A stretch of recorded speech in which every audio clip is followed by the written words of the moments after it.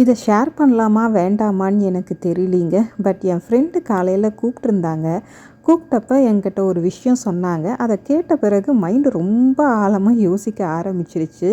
அது என்னென்னா வரலட்சுமி விரதம் இப்போ முடிஞ்சது இல்லைங்களா?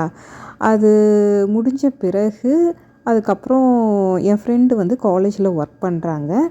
அவங்க காலேஜ் அந்த டிபார்ட்மெண்ட்டில் ஒருத்தர் வந்து ரிட்டன் கிஃப்ட்ஸ் எல்லாம் எடுத்துகிட்டு வந்து மற்றவங்கெல்லாம் பார்க்குற இதில் அவங்களோட க்ளோஸ் ஃப்ரெண்டுக்கெல்லாம் மட்டும் ரிட்டன் கிஃப்ட் பெருசு பெருசாக வந்து கொடுத்தாங்க.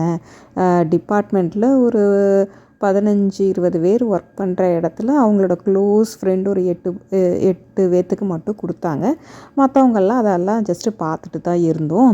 அதுக்கப்புறம் வந்து ஒரு பாலித்தீன் பேக்கில் ஃபுல்லாக வளையல் வந்து கொண்டு வந்திருந்தாங்க. மற்றவங்களுக்கெல்லாம் வந்து இந்தாங்க உங்களுக்கெல்லாம் என்ன கலர் வேணுமோ எடுத்துக்குங்க 2 வளையல் அப்படின்னு சொல்லி வச்சுட்டு போயிட்டாங்க அப்படின்னு சொல்லி சொன்னாங்க. அதை கேட்ட பிறகு தான் யோசித்தேன், என்றைக்கு நம்ம வந்து ஒரு காலத்தில் மஞ்சப்பையில் வந்து பழம் அப்புறம் தேங்காய் வெத்தலைப்பாக்கெல்லாம் கொடுக்குறப்ப எல்லோரும் மனநிறைவாக எல்லாம் எடுத்துகிட்டு போனோம்.